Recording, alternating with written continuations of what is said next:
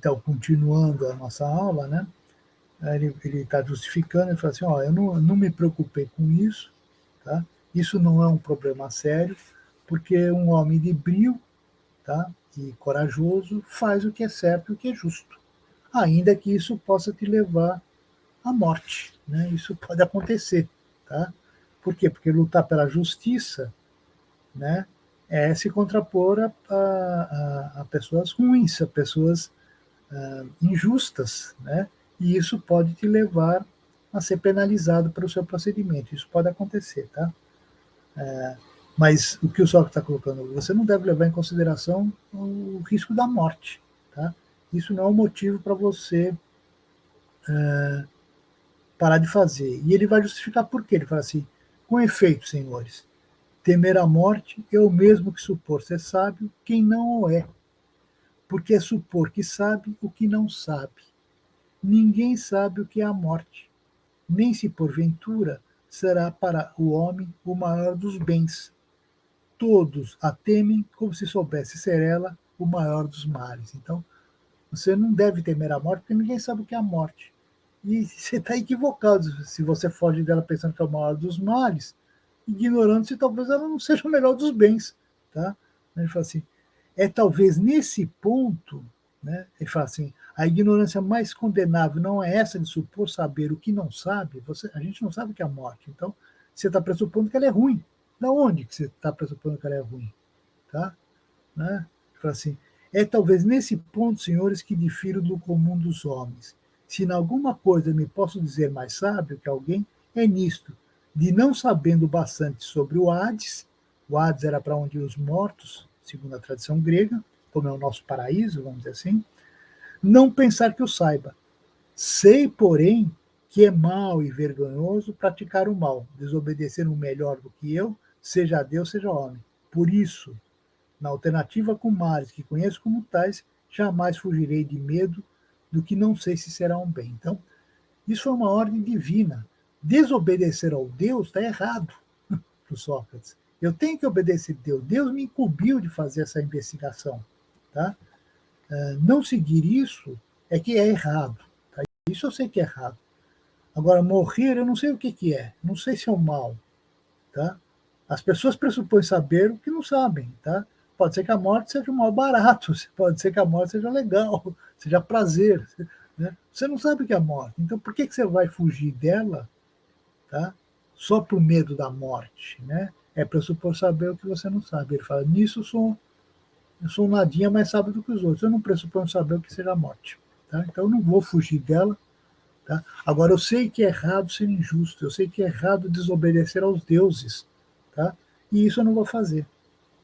Então, tanto que ele vai continuar falando assim, portanto, mesmo que agora me dispensasseis, desatendendo ao parecer de Anito, segundo o qual, antes do mais, ou eu não devia ter vindo aqui, ou já que vim, é impossível deixar de condenar-me à morte, asseverando ele que se eu lograr a absolvição, logo todos os vossos filhos, pondo em prática os ensinamentos de Sócrates, estarão inteiramente corrompidos.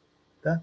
Mesmo que, apesar disso, me dissesseis, Sócrates, por ora não atenderemos a Nito e te deixaremos ir, mas com a condição de abandonares essa investigação e a filosofia, se fores apanhado de novo, nessa prática morrerás, mesmo, repito, que me dispensasse com essa condição, eu vos responderia, ateniense, eu vos sou reconhecido e vos quero bem, mas obedecerei antes ao Deus que a vós. Tá? Enquanto tiver alento e puder fazê-lo, jamais deixarei de filosofar. Então, veja, não adianta você querer me dispensar aqui para não fazer filosofia. A filosofia me foi, de certa maneira, incumbido com uma missão divina. Eu faço isso porque Deus me incumbiu de fazer isso.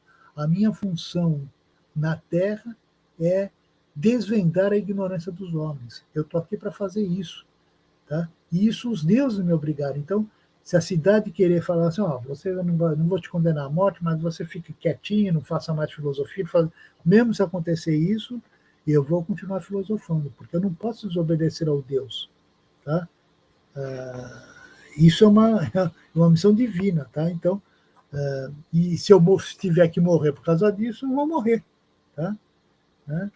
porque, enfim, a gente pode morrer pela liberdade, essa é a ideia que o Sócrates está fazendo, mas não matar pela liberdade, né? Mas você pode morrer pela liberdade, isso faz parte da vida, tá? E é uma nobre causa, né, para se morrer, tá? Né? Já que morrer você vai de qualquer jeito, mas é melhor ter uma morte digna do que uma morte de um covarde. Você fica fugindo de morrer, né? Mas cada vez que você foge das suas obrigações, você se torna uma pessoa canalha, né? Uma pessoa ruim, um covarde. Tá? É isso que você acaba sendo. Tá, né? Então, e é isso que ele fala. Não faço outra coisa desde que eu está justificando, né? Não faço outra coisa desde sempre, estou filosofando e vou morrer filosofando. Tá? Isso é uma ordem divina. Então, justifico meu procedimento, mesmo que vocês achem que está errado. Não, pô, você não está com medo de morrer? Não, não estou com medo de morrer. Tá? Eu não tenho essa presunção de saber que a morte é uma coisa ruim. Tá? Eu tenho a consciência de que meu dever é mostrar a ignorância dos homens, tornar os homens melhores. Isso que Deus me incumbiu de fazer. Tá? Aí ele vai mostrar, aí ele vai falar quem perderia mais com a condenação, tá? Ele vai falar assim, quem vai perder mais com a minha condenação não sou eu. Tá? Vocês estão equivocados. Quem vai perder mais com a minha condenação é a cidade, porque eu sou uma pessoa incomum, tá? Que ando pela cidade tentando tornar as pessoas melhores, fazendo com que as pessoas se preocupem com as virtudes, que deixe de ligar tanto para os bens materiais e pense mais nos seus bens espirituais, que torne-se um melhor cidadão, que pratique a justiça, tá? E isso eu faço gratuitamente. Tá? Ele fala assim, se eu ganhasse grana, como os sofistas ganham, para ensinar as pessoas as virtudes, estaria justificado. Não, mas eu sou uma bênção para a cidade porque eu não cobro nada, estou o tempo todo me dedicando, a vida toda me dedicando à cidade, a abrir mão dos meus interesses pessoais, não tenho bens, não tenho nada, né? A família do Sócrates, coitada, vivia às custas da mulher dele, que era parteira, né? Era quem botava o sustento na casa, porque o Sócrates não trabalhava, não tinha nenhuma remuneração, tá? Passava a vida conversando e batendo papos, né? Na praça, né? Às vezes na casa dos aristocratas, né? Nos banquetes, né? Ele era convidado, né? Para debater com as pessoas, o pessoal adorava ver ele debatendo com os outros, era convidado para frequentar esses debates, tá? E passou a vida toda fazendo isso. Então ele falou assim, quem que vai perder com a minha condenação não sou eu, é a cidade. A cidade vai perder uma pessoa que está dedicada de corpo e alma ao benefício dos seus concidadãos. Tá?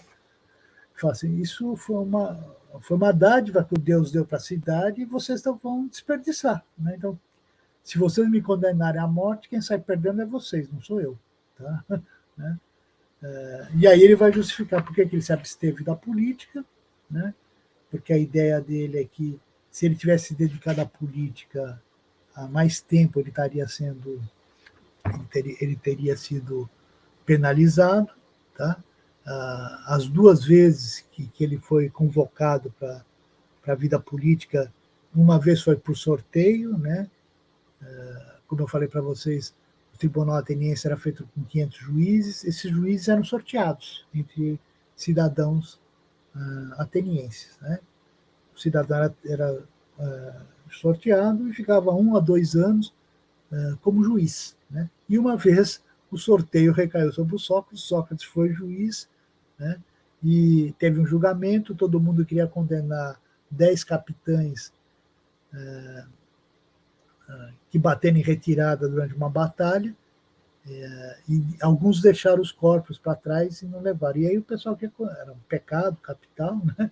Para os atenienses, você tinha que fazer os enterros, os rituais fúnebres, né? E o pessoal queria julgar todos os capitães da mesma forma. Os pessoal falou, não, isso não é possível, porque cada um tem. Algumas pessoas estavam cuidando da retaguarda, da retirada das pessoas, tá? E outros fugiram mesmo, desesperados. Tá? Então, devia julgar os capitães, cada um de acordo com o que fez no negócio. Não dava para julgar todos como condenando todos, porque não foram todos que fugiram acovardados, alguns estavam cuidando da retaguarda dos outros. Tá? Né? E todo mundo queria condenar todos os capitães, o Sócrates se contrapôs, conseguiu segurar a barra e fazer o julgamento individual de cada um deles, porque é isso que a justiça faz, estabelece a culpa de cada um. Né? E ele quase foi linchado por ter esse procedimento, né? A plebe, quando está com raiva, quer fazer linchar as pessoas, né?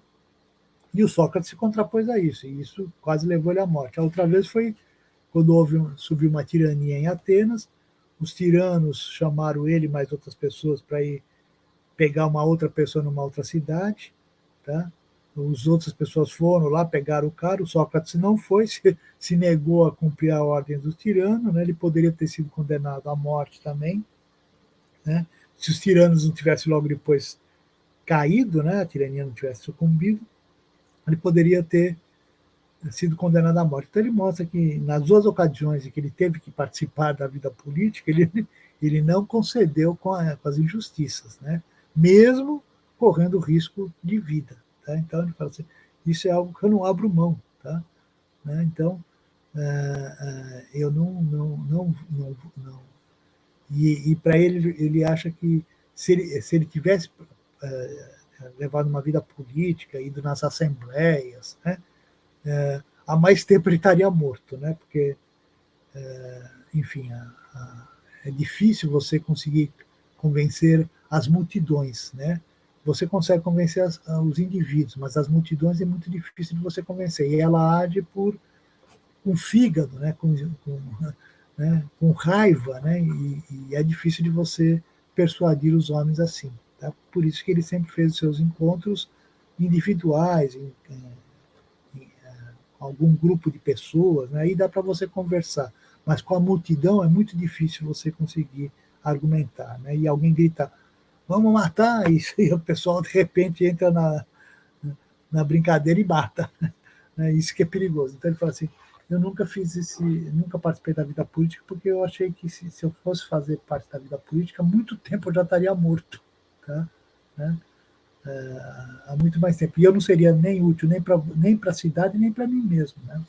Então, por isso que eu sempre fiz esse trabalho pequeno, né, com pessoas, né, discutindo nas praças, discutindo nas casas das pessoas, né? Enfim, um trabalho de formiga, né, e não um trabalho de multidões. Né? Aí ele vai falar, ele vai justificar que ele não tem uma escola, né? Ele fala assim, eu nunca fui mestre de ninguém, tá? Conquanto nunca me opusesse a moço ou velho que me quisesse ouvir no desempenho da minha tarefa. Então, ele fala assim, eu nunca abri uma escola, tá? Nunca fui pago para ensinar as pessoas, né? Nunca tive essa preocupação de transmitir conhecimentos. Tá? Se eu transmitir alguma coisa, foi um procedimento filosófico. O que eu ensinei é interrogar as pessoas. Tá? Isso que eu ensinei.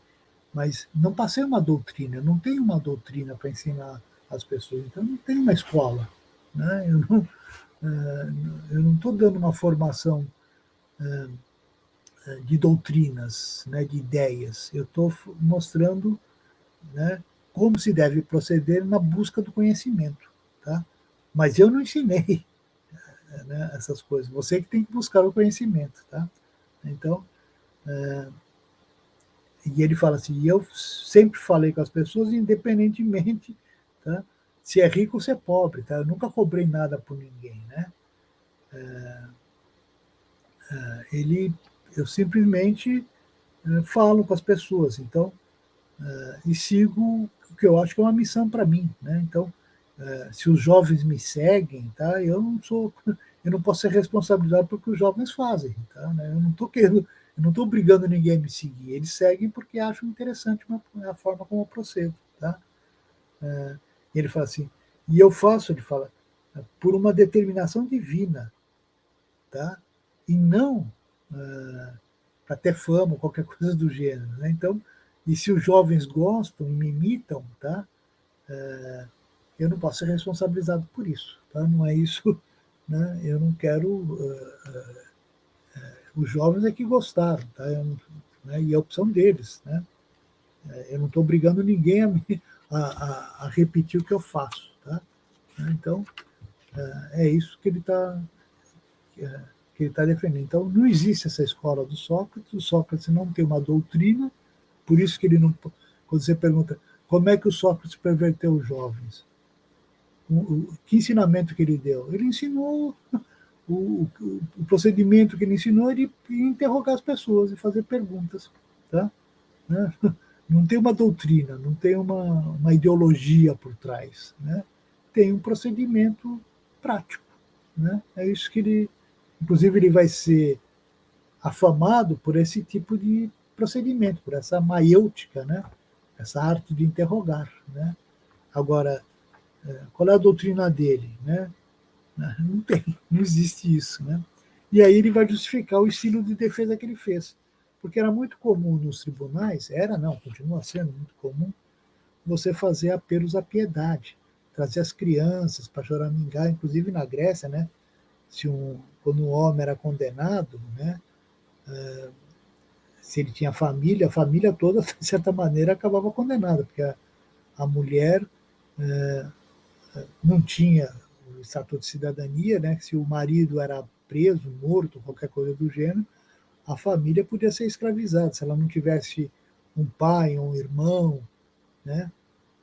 Ou às vezes um cunhado que a protegesse, né? A mulher caía em desgraça, né? Ela virava uma escrava, né? Então, era muito comum as crianças, a família, se você me condenar, meus filhos vão ficar sem pai, né? Minha casa vai padecer, olha a quantidade de filhos que eu tenho. Então, e ele está fazendo uma ironia e uma crítica a esse apelo à piedade, né? Que normalmente era usado, é usado nos tribunais, né? Vocês vão me perdoar, mas se você me condenar, vai acontecer isso e aquilo com a minha família, né? Coitado deles, né? E isso é o famoso apelo à piedade, né? As pessoas justificam os seus erros, né?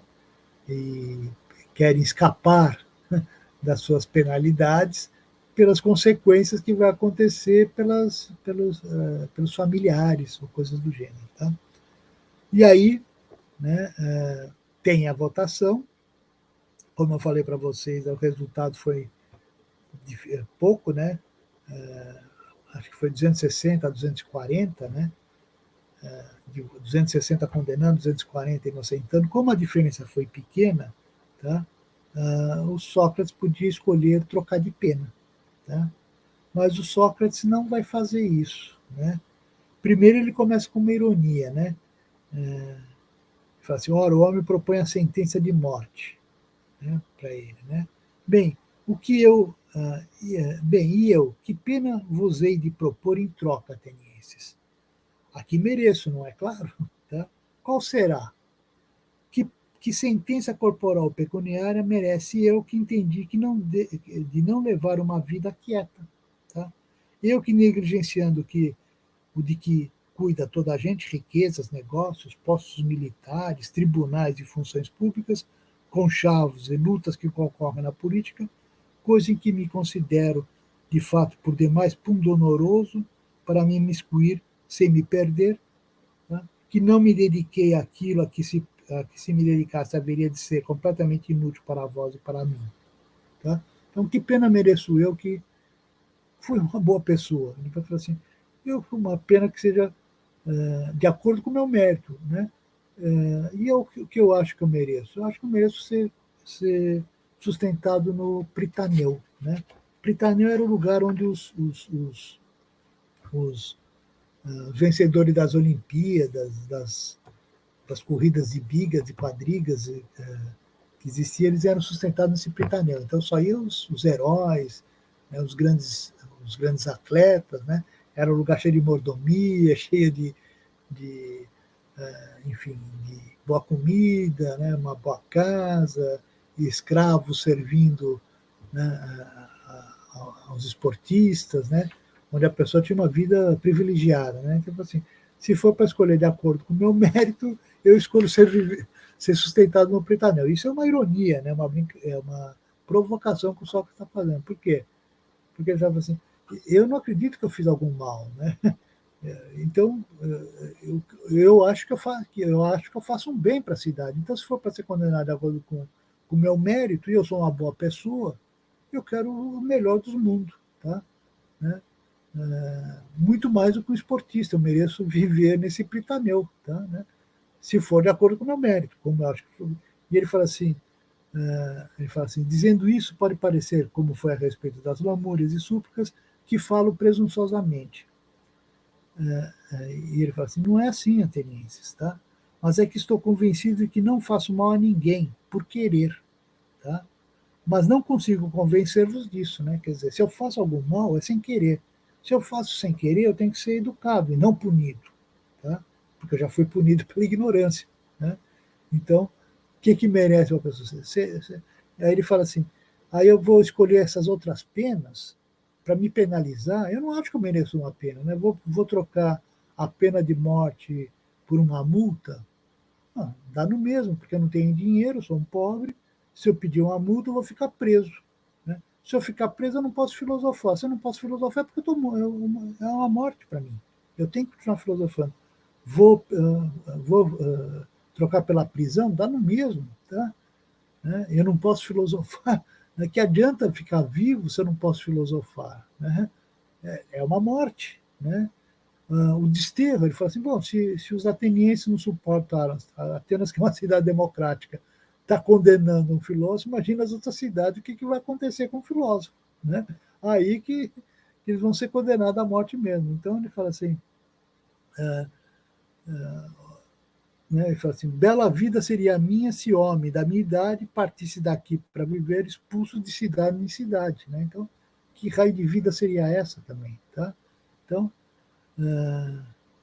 ele fala assim, ele fala assim, pode alguém perguntar, mas não será capaz, ó Sócrates, de nos deixar e viver calado e quieto?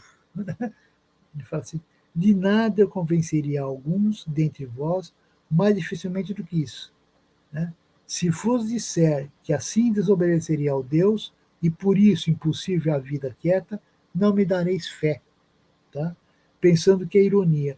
Do outro lado, se vos disser que para o homem nenhum bem supera o discorrer cada dia sobre a virtude e outros temas de que me ouviste praticar quando examinava a mim mesmo e a outros, e que a vida sem exame não é vida digna de um ser humano, acreditareis ainda menos. Tá? Então ele fala assim, para mim a vida é o filosofar. Se eu não posso filosofar, não vale a pena viver. Tá? Né? E, como eu já disse, como Sócrates disse, isso foi uma missão que Deus me deu, então tá, não tem conversa. Né? Então, não adianta, eu não vou ficar sem filosofar, porque isso é uma ordem divina, tá? E porque isso é uma coisa prazerosa, isso é legal. Né? Eu gosto de fazer isso, é isso que o Sócrates está falando. Né? Eu tenho que praticar isso. Né? É isso que dá o gosto da vida. Se eu parar de filosofar, eu estou morto. Tá? Então, ele não troca de pena. Né? No final, ele ainda faz uma ironia, vou propor uma multa. Né? Mas como ele não tinha dinheiro, né? Ele até fala, não, Platão, Criton, Critobolo, Apolodoro falam para botar 30 minas, eles vão pagar, isso não podia, né?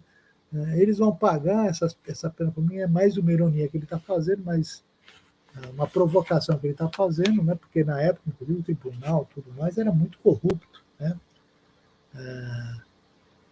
Mas o que ele está fazendo é mais uma ironia e mostrando por que ele não vai trocar de multa. Para ele não vai trocar de pena, tá?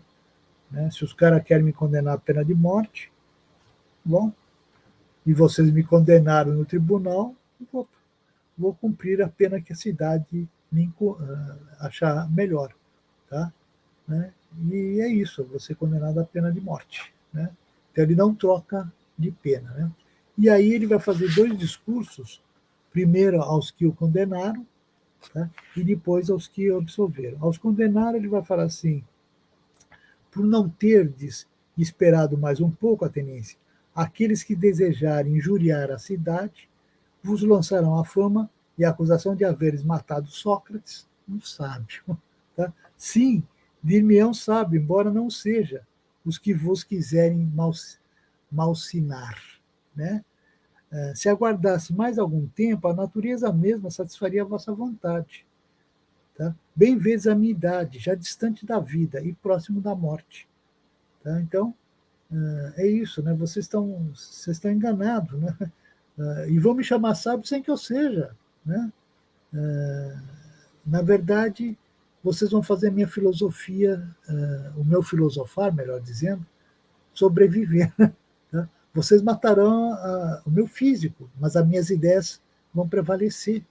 E é isso, foi exatamente isso que aconteceu, né? E não tem nada melhor para divulgar uma ideia do que ter um mártir, né? O mártir é o maior chamariz que tem, né? A melhor coisa que tem. Então, o Sócrates tinha plena consciência do que estava acontecendo, do que ia acontecer e do que estava acontecendo, tá? Eu vou morrer, né?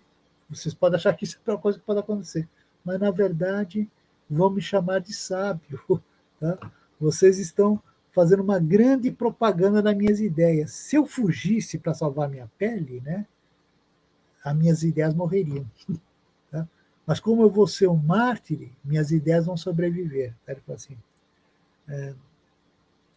Ele fala assim, acrescento o seguinte, talvez imaginais, senhores, que me perdi por falta de discurso, tá? Com que vos poderia convencer, se na minha opinião se devesse tudo fazer, dizer para escapar à justiça. Engano, tá? Não, né?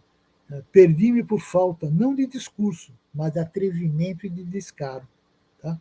Por me recusar a proferir o que mais gostais de ouvir, lamentos e gemidos. Tá? Então, eu não vou apelar pela minha vida, não vou me rastejar, me ajoelhar a vocês, tá? Né? Porque isso não é digno de um homem, tá?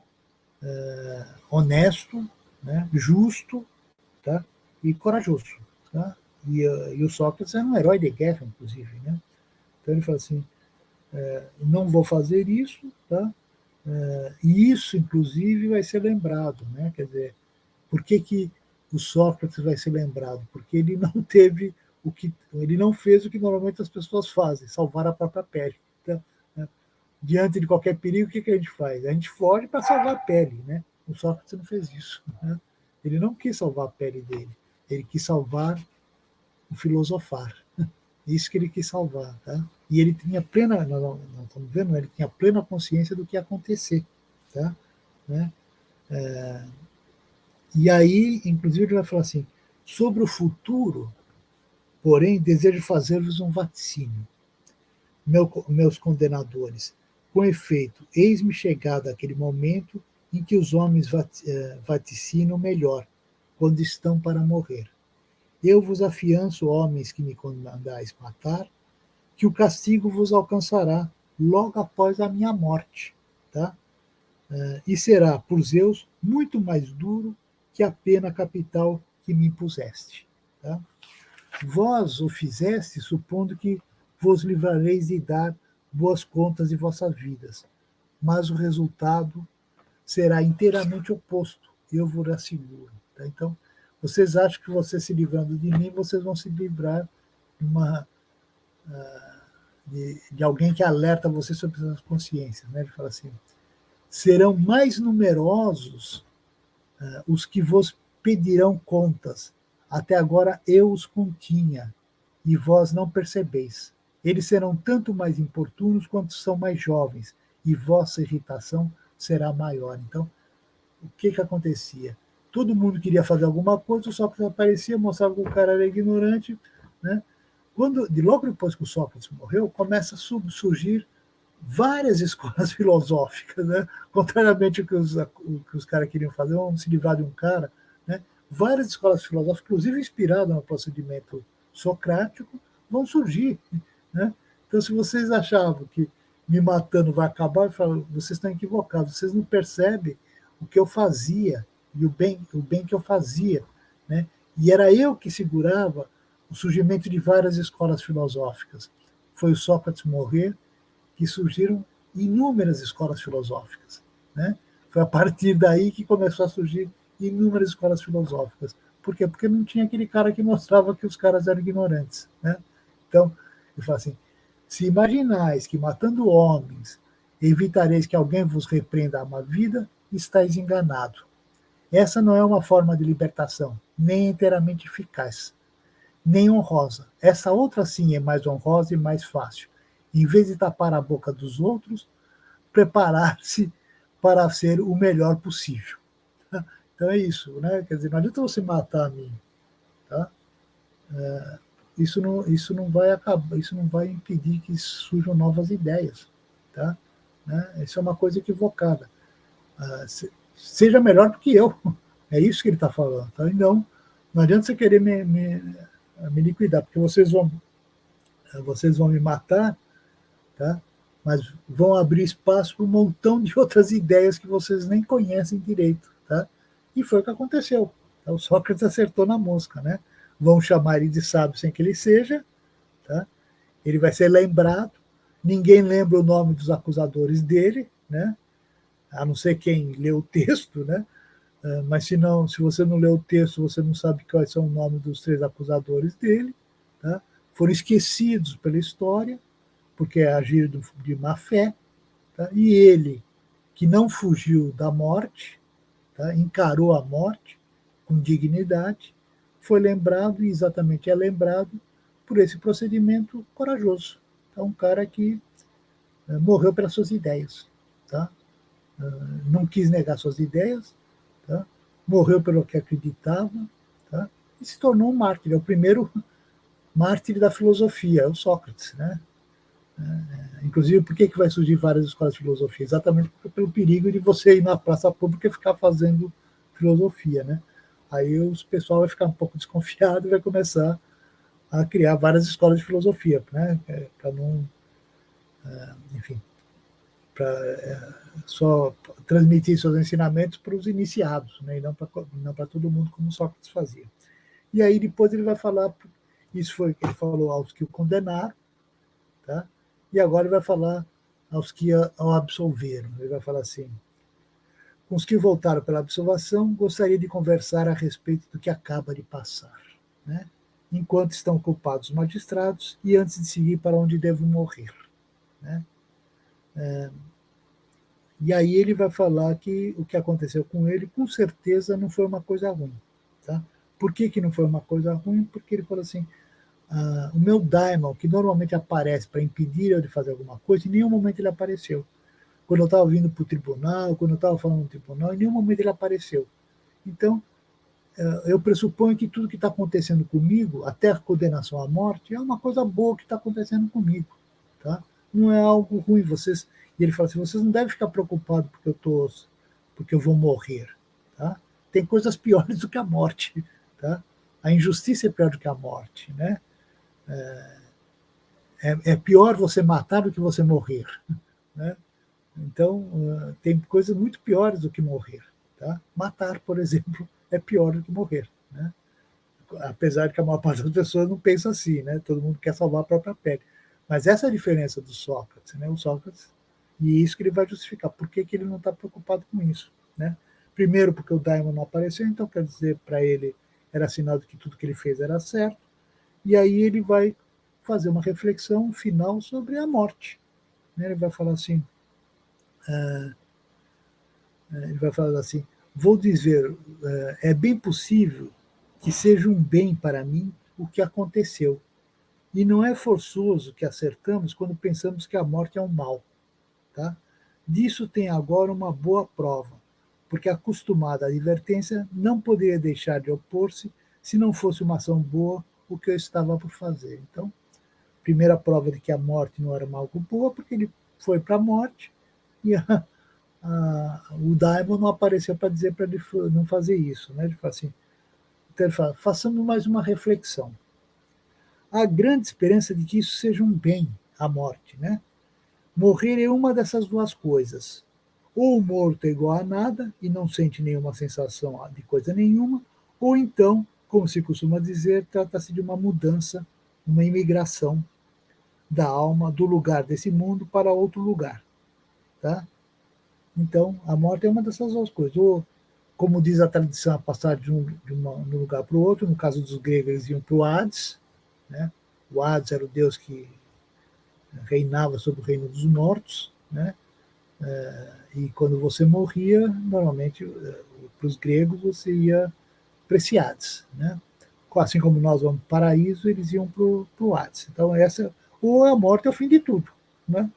Seja lá o que você estiver sentindo, acaba de sentir, tá? Então, a morte é uma dessas duas coisas, ou é o fim de tudo, tá? Seja lá o que você estiver sentindo, você deixa de sentir, tá? Ou a morte é a passagem daqui para outro lugar. Se a morte for o fim de tudo, não tem com o que se preocupar, porque seja lá o que você está sentindo, a dor, tá? Você vai parar de sentir. Tá? Então, é como se fosse uma noite sem sonhos, sem nada, né? Mas só que para a vida, pela eternidade. Então, se a morte é o fim de tudo, é o fim das sensações, tudo, não tem o que se preocupar, porque você não vai sentir mais nada. Então, não tem por que se preocupar com a morte. Tá? É o fim. Tá? Agora, se ela for a passagem daqui para outro lugar, ele fala assim, que maravilha! Eu vou encontrar todos os grandes homens do passado, né? Eu vou poder medir as injustiças que eu sofri com as injustiças dos outros, vou poder interrogar os homens de lá, né? Vou passar minha vida interrogando, e o que é melhor, lá ninguém é condenado à morte porque já está morto. Tá? E lá você pode conversar com todo mundo, com todos os grandes homens do passado. Olha que coisa mais boa. Tá? Então, veja, se a morte é o fim de tudo, não tem que se preocupar. Se a morte é a passagem daqui para outro lugar, que coisa maravilhosa, que boa que vai ser. Tá? Eu vou poder interrogar, né? e sem me preocupar. Né? Ele fala assim, os de lá absolutamente não matam por uma razão dessas. Né?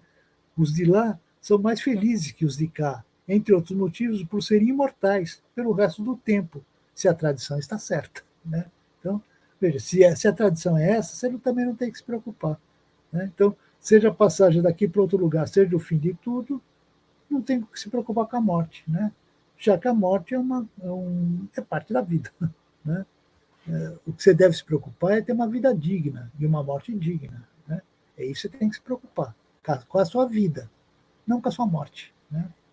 Aí ele vai falar assim, vós também, senhores juízes, deveis bem esperar da morte e considerar particularmente essa verdade. Não há para o homem bom nenhum mal, quer na vida, quer na morte, e os deuses não descuidam do seu destino. Tá? Então, ele fala, se você é um homem bom, tá? Não tem que se preocupar, os deuses não vão deixar você na pior. Tá? Né? Ele fala assim, o meu não é efeito do acaso, vejo claramente que era melhor para mim morrer agora e ficar livre das fadigas. Tá? Então, já estou com 70 anos, né? Tive uma vida, né? Fui reconhecido, apesar de estar sendo condenado, né? Mas fui reconhecido pela cidade, todo mundo me acha uma pessoa extraordinária, diferente, né? E vou ser eternizado, inclusive, depois desse julgamento. Né? E ele fala assim, ele vai falar assim, e eu não me insurjo absolutamente contra os que votaram contra mim ou me acusaram. Tá? Verdade é que não me acusaram e me condenaram com esse modo de pensar, mas na suposição que me causava um dano. Nisso merece censura. Contudo, só tenho um pedido a lhes fazer, né? Que cuide dos meus filhos, né? Que ralhem com ele, façam o que eu fiz com todos vocês. Tá? É isso que eu quero que vocês, e vocês estarão fazendo justiça comigo. Né? Torne meus filhos bons. Tá? É isso que eu quero que vocês façam. Tá? E aí ele fala, bem, é chegada a hora de partirmos, eu para a morte, vós para a vida. Quem segue melhor rumo, se eu, se vós, é segredo para todos, menos para a divindade. Tá? Então, veja, o Sócrates vai ser condenado à morte, né? Vai demorar 30 dias para aplicarem a pena. Né? Na Grécia, você tomava cicuta, né? Um veneno, tá? Não era enforcamento, não cortava o pescoço, né? Nada disso, né? Você tomava veneno. Tá? Ele vai ficar 30 dias preso porque estava havendo uma procissão religiosa, né? E durante essa procissão religiosa era proibido aplicar a pena capital. né? Então ele teve que esperar essa procissão, né? Inclusive há vários diálogos do Platão dessa época que ele ficou preso, que ele recebia os amigos, tudo lá. Vários tentaram fazer com que ele fugisse, né? E ele não fugiu, né? Porque se ele fugisse era a morte da filosofia dele. Tá? Ele salvar a pele, no caso do Sócrates, era condenar a filosofia dele. Tá? Ele ser condenado pela cidade era imortalizar a filosofia dele. E ele escolheu imortalizar o seu procedimento filosófico. Né? E aí, por isso que ele é uma pessoa à parte. Né? Quando todo mundo foge da morte, ele enfrentou a morte sem medo, né? Sem dor, sem sofrimento. Né? Ele teve consciência de que essa perseguição a ele seria a melhor propaganda para as ideias dele. Dito e feito, foi o que aconteceu. Ele se imortalizou. É o único filósofo, um dos filósofos mais famosos, que não escreveu uma linha. Né?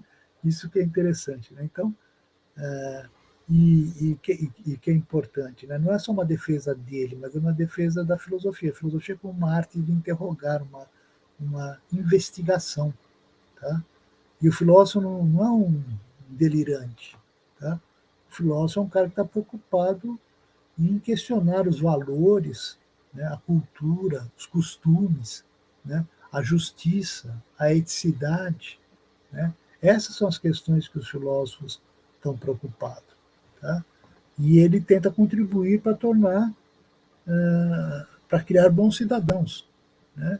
Por quê? Porque a cidade depende do bom exercício da cidadania. Tá? E aí a função do filósofo é formar os homens para essa cidadania. Tá? É isso que ficou, nós aprendemos a partir da tradição socrática. Tá? Então, esse é o primeiro texto, né? A defesa de Sócrates, é um texto do Platão. Eu sugiro, tem uma edição dos Pensadores que chama Sócrates, que tem a defesa do Platão, uns textos escritos pelo Xenofonte, que foi um discípulo do Sócrates também, né, que admirava muito Sócrates, escreveu o texto